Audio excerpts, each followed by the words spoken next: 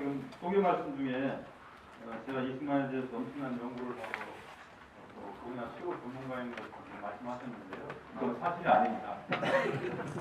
이승만을 연구하시는 분들도 참 많고 저보다 훨씬 깊이 있는 지식을 가지신 분도 많거든요. 저는 그냥 단지 많은 연구자 가운데 한 사람이고 또 학계에서 연구하는 사람이다 이렇게 생각하시면 되겠습니다. 그래서 저는 아무래도 이제 학교에 있다 보니까 이승만을 이제 연구하고 강의하고 이렇게 해도 이승만에 대한 일반적인 찬양이나 일반적인 비판 이런 것보다는 이 박사의 공과를 좀 균형 있게 이렇게 사실에 입각해서 보는 그런 입장을 취하고 이렇게 봐주시면 좋겠습니다. 제가 지지난주에도 군부대에 가서 한미 상호 방위 조약에 관해서 강연을 좀 해달라고 해서 가서 먹고 싶어서 강연을 한 적이 있습니다. 그리고 또 바로 같은 주에는 이승만의 미국공식 소원 문제를 또 강연을 해달라고 해서 제가 대학교 가서 강연을 2시간 동안 했었는데요.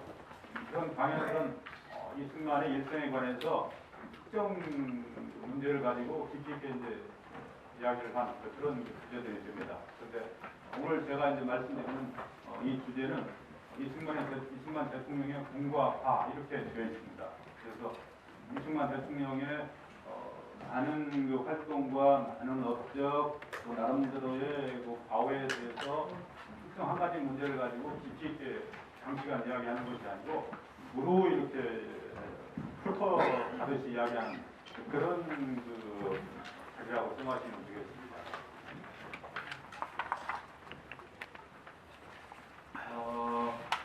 이 박사는 참 그 논란의 인물입니다. 그러니까 워낙 그 학교에서 논란이 돼 있고 시민사회에서도 논란이 되는 이런 인물이기 때문에 그리고 또 워낙 그 관심의 그 주목을 받는 그런 인물이기 때문에 여러 선생님들께서 사실은 저보다도 이 박사에 대해서 더 많이 하시는 분이 이제 이 가운데 있으실 수가 있습니다. 저는 그걸 분명히 인정을 하고 있습니다. 그리고 이 박사와 거의 이제 그 동시기 내지는 그 직을 생존하셨던 이런 선생님들도 상당히 계시기 때문에 저보다 이 박사에 대해서 심정적으로나 그 지식상에서 훨씬 깊이 앞서가 있는 이런 분이 이제 있을 수가 있습니다. 제가 오늘 말씀드리는 것은 단지 학문적인 차원에서 또는 그 1960년대 이후에 태어난 이제 이런 그 사람으로서 이 박사를 이제 설명하는 그런 것이다 이렇게 이제 봐주십니다. 먼저 이승만의 얼굴을 한번 보겠습니다. 이 얼굴은 박사학위를 이제 받을 때 얼굴입니다. 이 박사의 일생에서 가장 얼굴이 갸름했던 그런 사진입니다. 이 박사는 얼굴이 약간은 퉁퉁하진 않지만 좀 이렇게 색들이 약간 있는 이런 얼굴인데 이때는 박사논문을 쓰느라고 고생을 엄청나게 했던 말입니다. 그래서 얼굴이 아주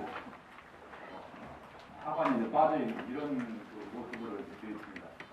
이후에 이 박사의 어떤 사진을 보더라도 이와 비슷한 사진이 없습니다. 이때가 공부하느라고 가장 힘들었던 것 같습니다. 이 두 사진은 이제 대한민국 이명시 대통령으로서 활동하던 당시의 이제 사진입니다. 이 사진은 이제 집무실에서 직무를 하는 그런 모습이고요. 이 사진은 이제 임시정부 대통령으로서 아마 대외에 이제 알리기 위해서 공식적으로 찍은 사진입니다. 이 사진을 이제 자세히 보시면 상당히 인물이 좋습니다. 그리고 나름대로 카리스마가 있어 보입니다. 그래서 미국 박사인데다가 그 미중의 지지를 받아서 일정 부분 지도자에 오를 만한 이런 그 인물이구나 이렇게 이제 얼핏 이렇게 이제 생각할 수가 있습니다.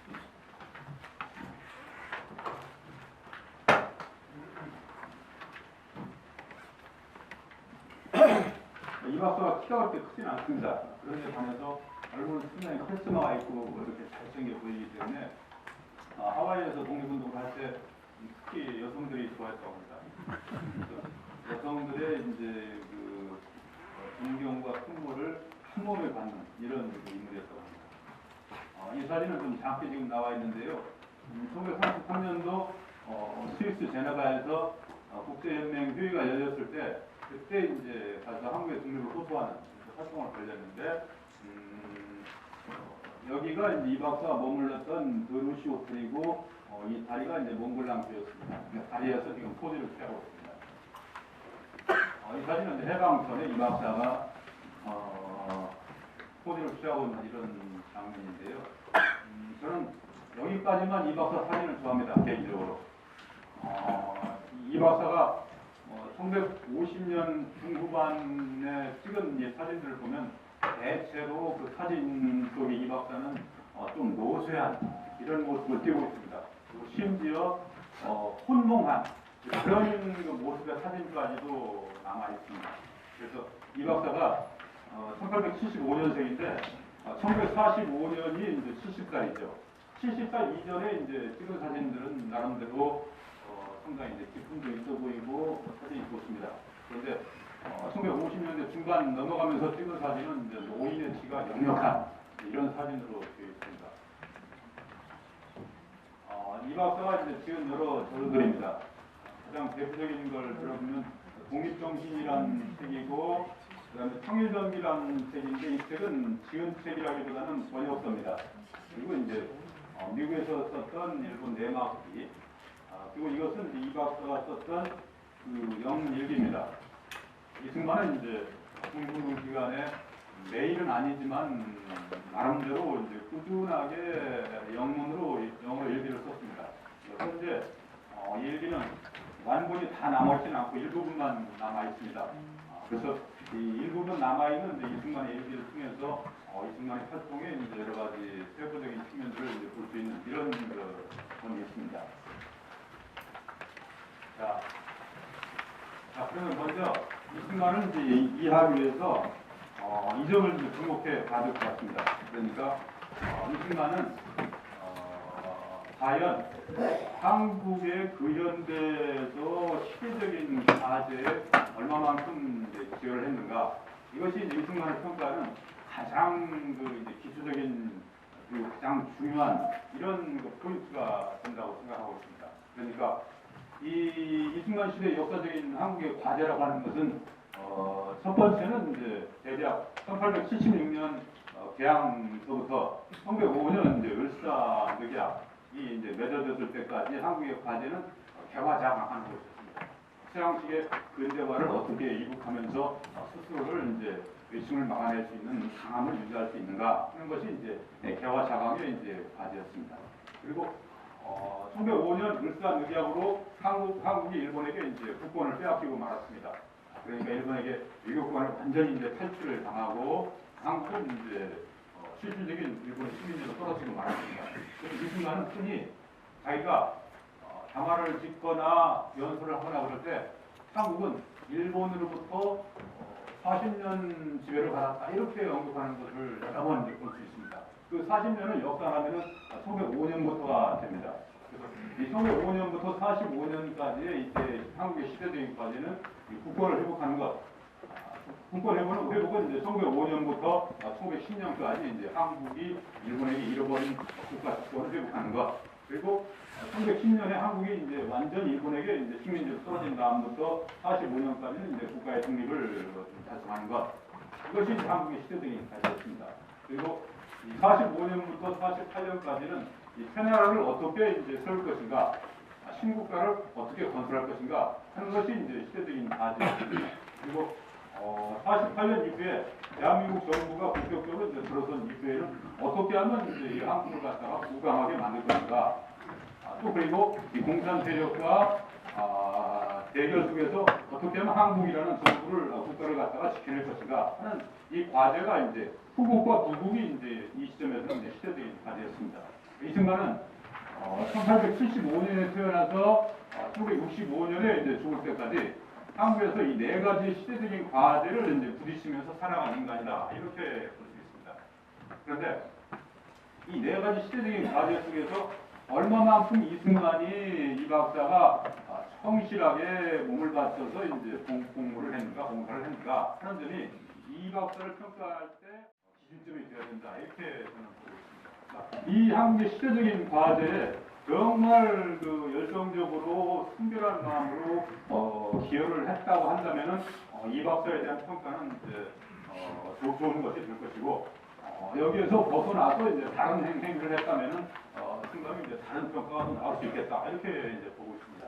그런데 전반적으로 봐서 이 박사는 이런 한국의 시대적인 과제에 나름대로 이제 몸소 부딪혀가지고 이런 과제들을 해결하려고 이제 노력했던 그 과정 속에서 나름대로 또 상당 부분 성과도 거두었던 이런 분이다 이렇게 이제 볼 수가 있습니다. 이 점에서 저는 어느 정도는 이승만을 좀 긍정적으로 보고 있는 사람이다 이렇게 볼 수가 있겠습니다. 제가 사실은 강연의 주제를 갖다가 이승만의 공과 이렇게 이제 제목을 받았는데요.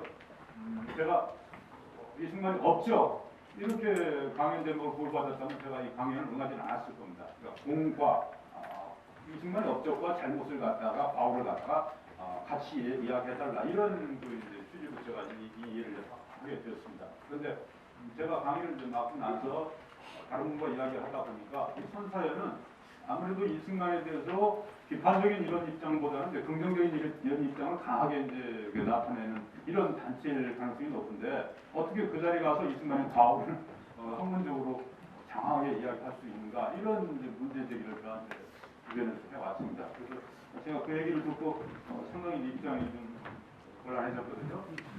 바로 이승만의 이 긍정적인 측면 못지않게 이 바울을 갖다가 어떻게 이것을 이 전생에 적절하게 녹여서 학문적으로 이렇게 설명을 드릴 것인가 그런 문제는 이제 좀 어려운 측면이라고 지금 보고 있고 저 나름대로 아직 그것을 명쾌하게 이제 해결하지 못한 이런 그 측면이었습니다.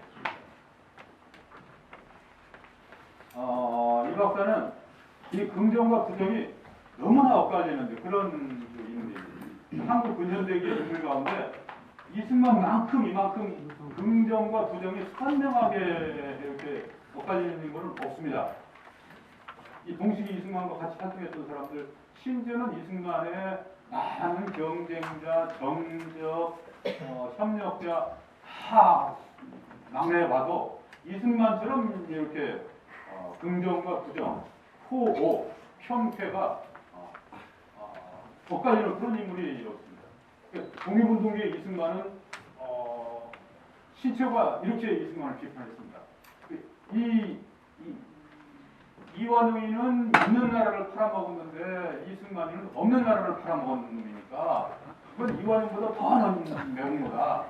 신채 선생이 그렇게 얘기했습니다.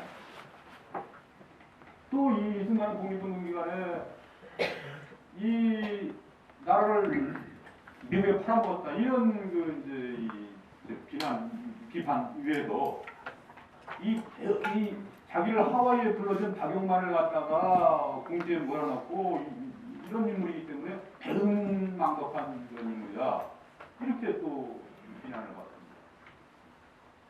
이승만에 대한 이런 그 비판들 그런 비판들과는 다르게 이제 이 48년 이후에 45년부터 돌아가실 때까지 또 이승만에 대해서는 뭐 분단의 원흉이다, 뭐 독재의 화신이다, 친미 주급하다 이런 여러 가지 이제 비난들이 있습니다.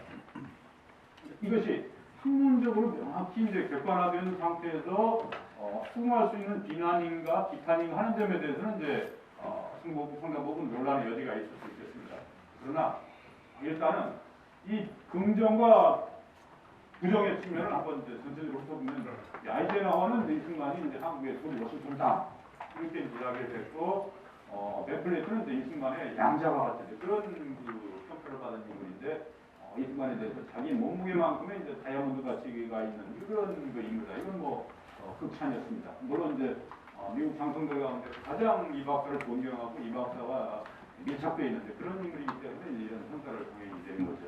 그리고 과거정부 수반이었던 허정 씨는 이제 이승만 밑에서 이제 일정 부분 이제 일을 한 이런 그 경력도 가진 인물인데 20세기의 영웅이다 이런 이제 표현을 내렸고 4.19 이후에 이 박사가 이제 모든 사람들로부터 비판과 비난을 받을 때 유일하게 이 박사를 옹호하는 글을 남겼던 김인서 목사님은 이 박사는 희재의 미제다 이런 그 평가를 많이 내렸습니다. 그런데 이런 평가와는 달리 장준하 씨는 이제 희대의 협작품이다, 정치적인 악한이다 이렇게 얘기를 했고, 그 당시 이제 영미 진보 언론 같은 경우는 권력욕의 무늬는 이제 이 미국의 그 앞장이다 이렇게 일반적으로 보고 있었습니다.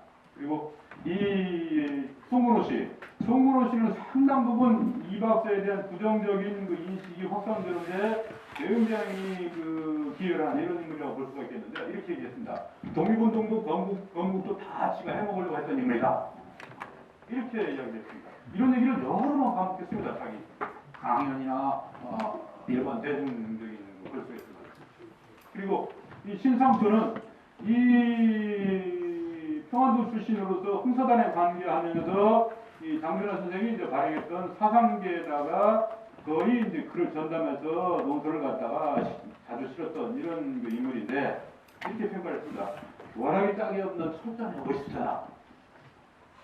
이렇게 이제 이 박사가 이제 권좌에서 물러난 다음에 이제 평가했습니다. 그래서 이 순간에 대해서는 이런 긍정과 부정에 대해서 이렇게 엇갈리는 이런 이제 평가가 지금도 이제 학계에서 동일하게 존재하고 있습니다. 이 어느 한쪽에 대해서 저울추가 기울어졌다고 볼 수 없을 만큼 이 박사에 대해서는 지금 이런 식의 평가가 이제 엇갈리고 있는 이런 셈인데요. 바로 이런 점이 있기 때문에, 그러면은 이런 긍정적인 평가나 이런 부정적인 평가에 대해서 이걸 어떻게 그 인식을 할 것인가, 어떻게 이제 받아들일 것인가 하는 문제는 상당히 어려운 문제라고 볼 수 있습니다.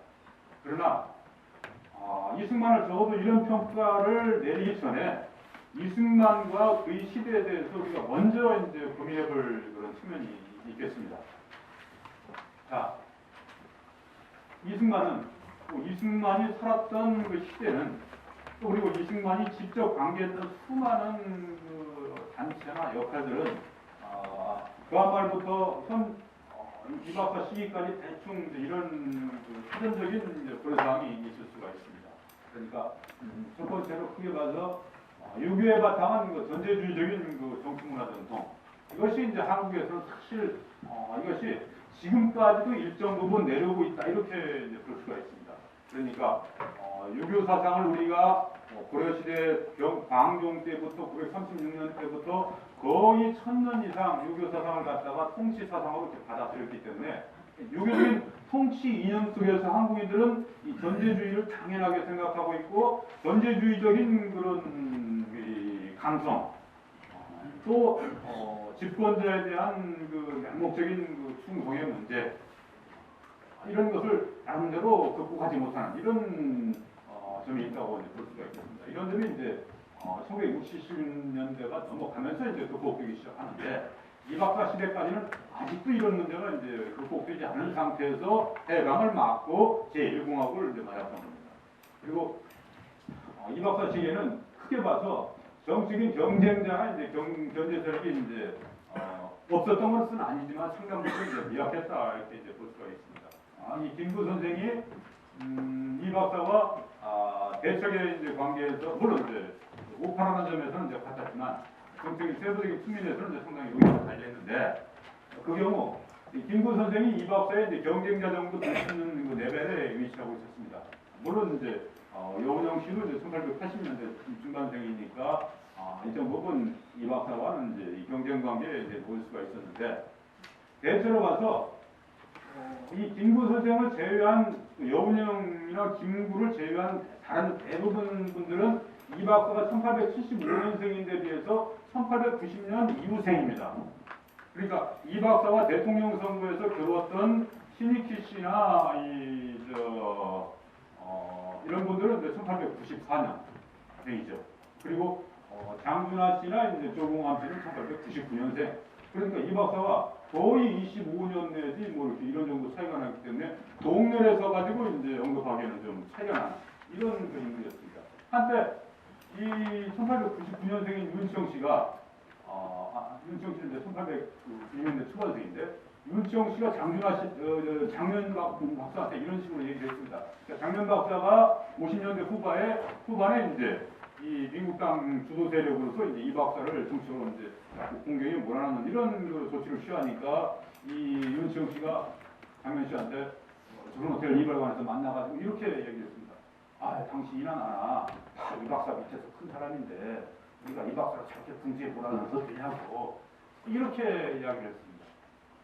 바로 그것은 이 박사가 분명히 자기와 노선을 같이 하면서 자기와 경력을 비슷하게 가지고 있는 정책인 경쟁자를 가지지 못한 겁니다.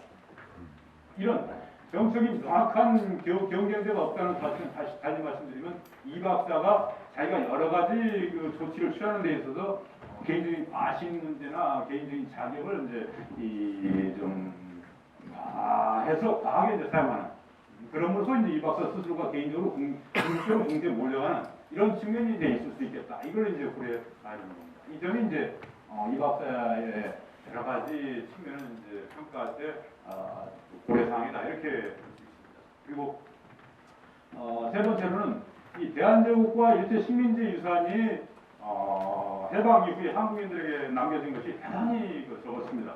그러니까 지금 이제 신문지상에서 이 대한제국을 갖다가 많은 이제 비중을 둬가지고 고종의 구국운동이나 대한제국의 측면을 갖다가 과장해서 설명하는 이런 것을 이제 볼 수가 있는데 이 대한제국이라고 하는 것은 철저하게 이제 전제 군주제 국가였고 전제 황권을 유지하려고 하는 이런 국가였고 또 그러다 보니까 민두의 이제 민주화 운동을 갖다가 철저하게 탄압하는 이런 군주가 이제 고종이었습니다.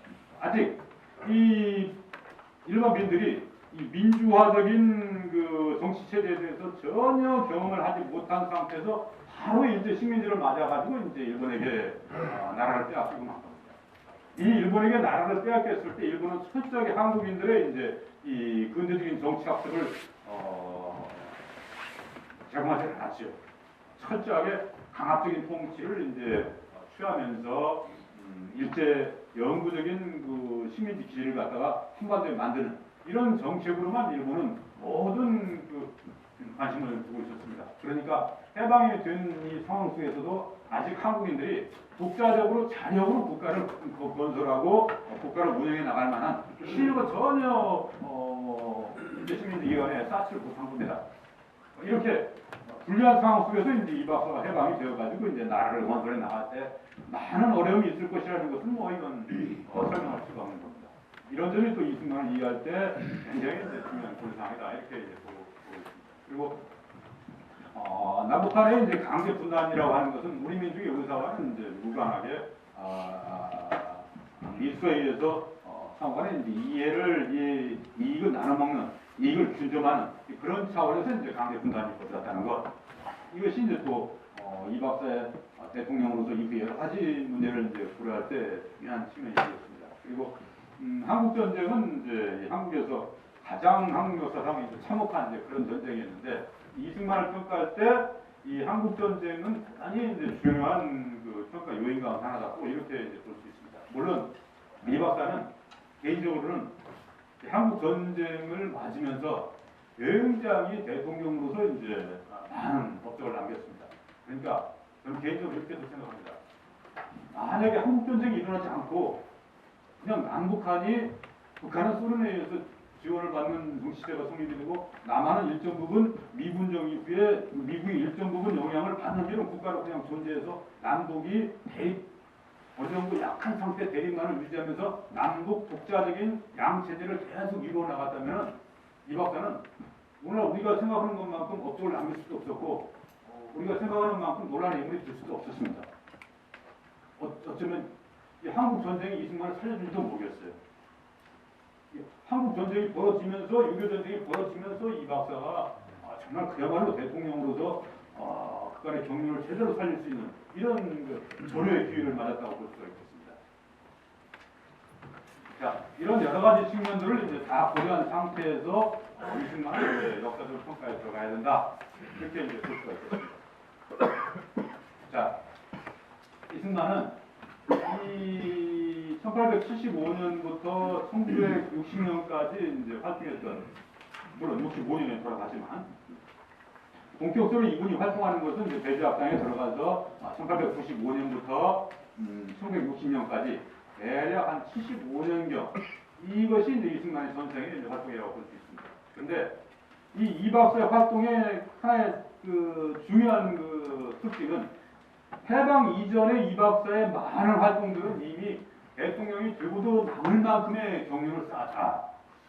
그 대통령이 되고 남을 만큼의 이제 업적과 민중의 신망을 받는 이런 그 업적을 쌓았다. 이렇게 이제 볼 수가 있습니다. 이 점이 이제 이승만이 대통령이 되기 이전에 대단히 준비가 된 이런 상태의 이제 대통령이다. 나름대로 이렇게 이제 평가를 해줄 수가 있는데요. 물론 대통령이 되기 위해서는 여러 가지 이제 요건이 필요할 겁니다. 개인적으로 자질도 필요한 것이고, 개인적으로 학식도 나름대로 있어야지고, 아무로는 이제 국제 정세에 대한 해박한 그 정세 판단이나 인식도 필요한 것이고, 또 지지 세력도 필요할 것이고, 자기를 후원해주는 또 측근 그룹도 또 필요할 것이고 말이죠.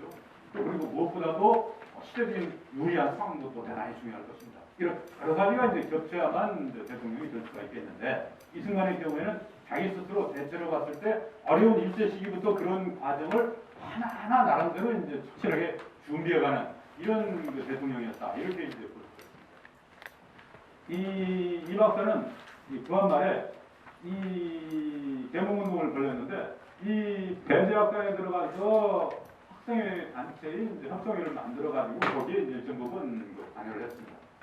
그리고 협성회에서 신문을 만들었을 때 협성회 회부에서 주필이 되어가지고 이제 이 글을 많이 썼는데요. 오늘날 우리가 주필은 이 논설을 쓰는 그 대표가 이제 주필이 되겠는데, 그 당시에는 그냥 기자를 주필이라고 불렀습니다. 보통 그냥 짧은 논설 쓰고 기사를 쓰는 이런 정도의 역할을 이제 주필이라고 불렀습니다.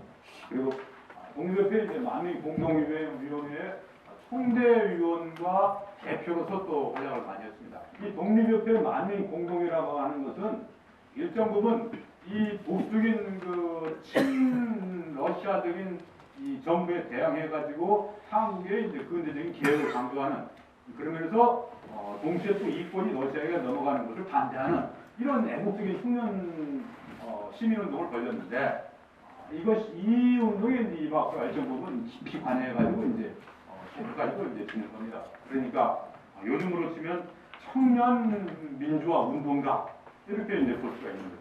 그러니까 이 민주화 운동 내지는 이제 반제국주의 운동을 벌이다가 이승만이 이제 이 감옥에도 가고 이제 이런 겁니다. 이 박용일파가 고종 폐리 공무를 벌였을 때 이승만이 이제 여기 가담을 해가지고 이제 그런 것이 노출이 되어서 이제 감옥에 투옥이 되어가지고 종신 그 이제 징역형을 받았죠. 미국과 자유로운 무역 공상을 해가지고 국가의 부를 증대시켜 나가야 된다. 그런 과정 속에서 한국은 대단히 외국과 교류할 때 외교를 중시해서 여러 가지를 또 해나가야 된다. 이런 여러 가지 주장들이 담겨 있는데, 이 박사의 이 궁극적인 사상은 거의 독립정신에 이제 집약됐다라고 말하면 이제 과언이 아닌 이런 정도의 책이었습니다. 이런 점에서 이승만은 굉장히 이 30세에 지은 그 이 책 자체가 이승만의 아주 사상가 내지는 그 민족운동가로서의 그 보수성 또는 뭐 시대에 앞서는 위대함, 생각적인 측면 이런 점을 이제 나타내준다 이렇게 이제 볼 수가 있겠습니다. 자, 이승만은 이제 그런 그 감옥 안에서 활동을 이제 거친 다음에 감옥에서 튀어나와가지고 고종의 외교특사로서 이제 미국으로 건너갔습니다. 그때 이제 러일전쟁 이후에 이 고종 황제 정부는 이 한국 문제가 어떻게 이 강대국 간에 이제 결말이 날 것인가에 대해서 예의 이제 관심을 나타내고 있었습니다. 그러니까 미국에서 뉴햄프셔주에서 포츠머스라는 데서 이제 일본과 이 러시아 간의 평화 조약, 강화 조약이 이제 열렸는데, 이때 분명히 한국 문제가 논의가 될 텐데 어떻게 해서 한국 문제가 이제 해결될 것인가 하는 그 문제를 깊이 이제 관심을 가졌던 거죠. 그리고 바로 이 한국 문제가 결판이 난 다음에는 분명히 한국에 대해서 일제로부터 많은 이제 압력이 들어올 텐데, 러일전쟁의 승리자는 일본이니까 말이죠. 그때 한국은 어떻게 그 국권을 유지할 것인가? 바로 그 국권을 유지하기 위해서는 러시아나 미국에게 이제 도움을 청하는 방법밖에 없는데, 그때 고종은 미국에도 이제 많은 도움을 청했습니다. 고종 황제라는 사람은 이제 국가의 변란이 생길 때마다 러시아나 이제 이 미국에 특사를 보내기도 하고, 또 서울에 있는 러시아 공사관, 미국 공사관에 많은 측근들을 보내가지고 인간적으로 도와달라고 이렇게 요청을 많이 했어요. 그걸 이제 학문적으로는 외교 청원 활동이다 이렇게 이제 그러는데 바로 이승만을 이제 미국으로 파견해가지고 외교 청원 활동을 벌인 겁니다. 그러니까 이 일제가 한국에 대해서 국권을 침탈하려고 위협해 들어온 이 상황을 미국 너희들이 좀 나가달라 이렇게 이야기를 하는 거죠.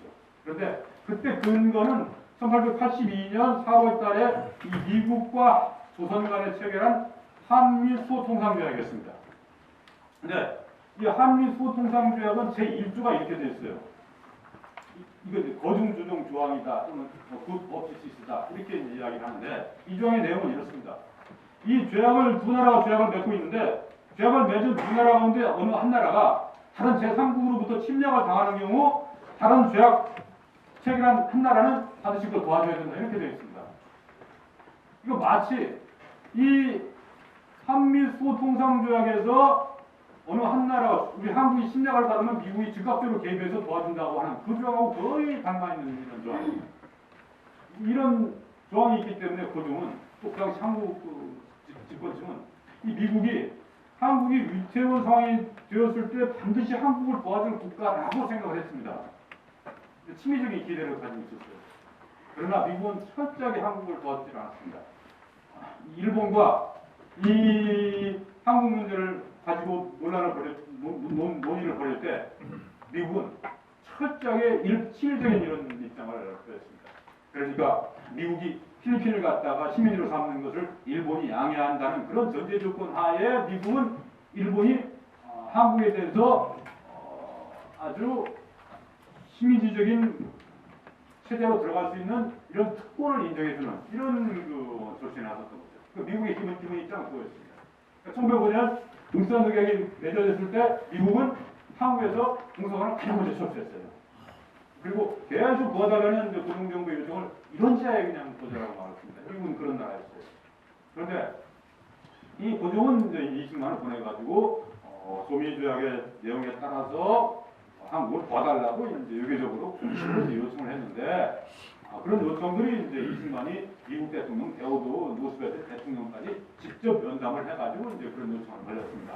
그러나 루스벨트는 이미 이 이승만이 자기를 면담하러 올 때 8월 5일 날 이미 일주일 전에 이 루스벨트의 측근인 그 텍스트 장관이 일본 가스라는 사람하고 만나가지고 일본이 갔다가 한국을 갔다가 한국에 대해서 특수권익을 인정하는 차지하는 것을 갖다가 미국이 인정을 해주고 말았어요. 이승만이 데오드 루스벨트를 만났을 때 루스벨트는 한국의 입장을 참 잘 이해합니다. 그러나 당신이 지금 나한테 이런 청원서를 제출하는데 이 청원서는 당신 개인이 가져와서는 안 되고 당신 공소장을 통해서 정식 절차를 거쳐가지고 나한테 제출해 주세요. 이렇게 하고 청원서를 발표했습니다. 이만큼 이제 미국은 치밀적인 정책 사원에서 이제 한국을 도와주지 않은 거예요. 그런데 그 당시 이미 이제 이 워싱턴에 있는 한국공사관은 이 일본의 영향을 받고 있는 이런 그 입장이었기 때문에 이승만이 이 루스벨트를 면담하고 나서 그 당시 워싱턴에 있는 한국공사인 김윤정 이런 사람한테 이 자기들이 제출한 청원서를 갖다가 이 워싱턴의 한국공관이 정식으로 미국 정부에 제출해달라고 하는 요청을 갖다가 그냥 거절하고 말았습니다.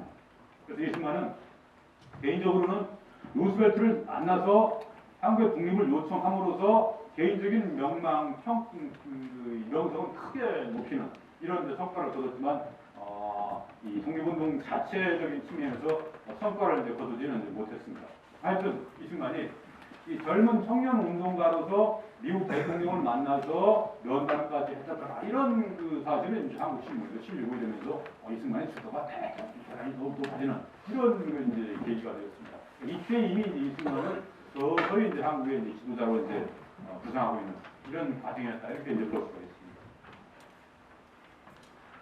이승만은 그 시기 이 한국의 그 동네에 서 있는 그 민족운동자나 독립운동가나 이제 선각자들에 대해서는 대단히 지적 능력이 이제 뛰어난 그런 그 인물이었습니다. 그러니까 이승만이 다른 어떤 사람들보다도 그 문필 활동을 활발히 벌였고 또 주목할 만한 저서도 여러 권 남겼습니다.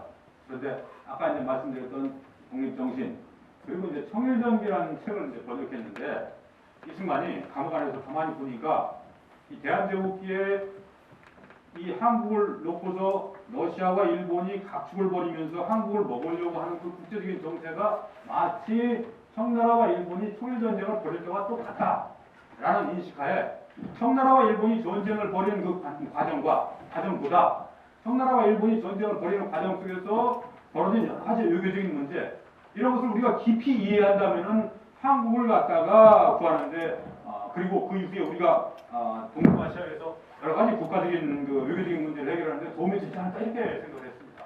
그래서 이승만이 청일전기라는 책을 이제 번역을 했어요. 그리고 이 여러 가지 이제 이승만이 저술하신 가운데서 대단히 중요한 그 책이 이제 이 만국공법 번역입니다. 이 만국공법은 국제법이에요.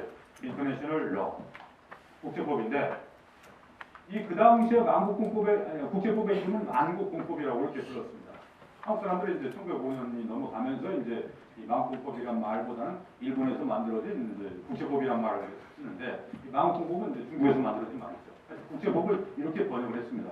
그런데 이승만이 감옥 안에서 한국 사람 가운데 최초로 만국공법이라는 책을 번역하려고 했어요. 이게 대단히 중요한 사실이었습니다. 이 번역했다고 기록에는 나와 있는데 번역 원문은 현재 존재하지 않고 있습니다. 그래서 번역했다라고는 이제 받아들일 수는 있지만 증거가 남아있지 않기 때문에 확정적으로 말할 수 없는 이런 그 측면이 있는 거죠. 그럼에도 불구하고 이승만이 그 당시 국제법을 감옥 안에서 번역한 것은 상당히 의미가 있다고 이렇게 이제 보고 있는데 왜 그러냐면 그 이후에 이승만이 킹스턴 대학에서 박사 논문을 썼는데 이 박사 논문은 이 미국과 유럽 간의 전시 중립 관계 속에서 벌어지는 여러 가지 국제적인 문제를 가지고 논문을 쓴 겁니다. 그러니까 이승만이 감옥 안에서 만국공법을 번역하면서 국제법을 나름대로 깊이 공부한 것이 이제 박사 논문의 이제 작성까지 이어진 거죠.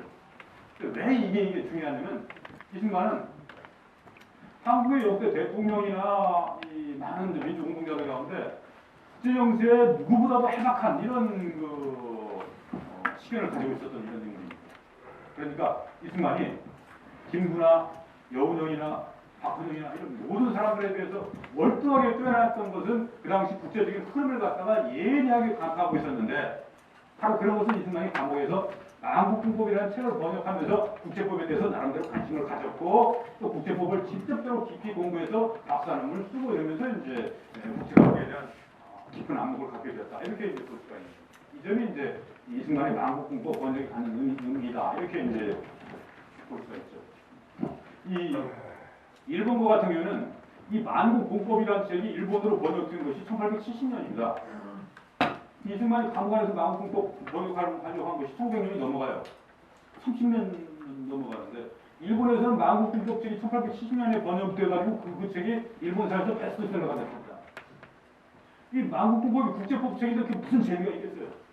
거기에는 뭐 외교관계를 어떻게 한다, 공사관을 어떻게 설치한다, 중립국 문제를 어떻게 처리한다, 국가의 주권은 어떻다 이런 빡빡한 외교적인 내용이 잔뜩 실려 있는데 일본사에서는 그것이 만국공법이 베스트셀러가 됐는데 한국은 이승만에 의해서 최초로 번역된 겁니다.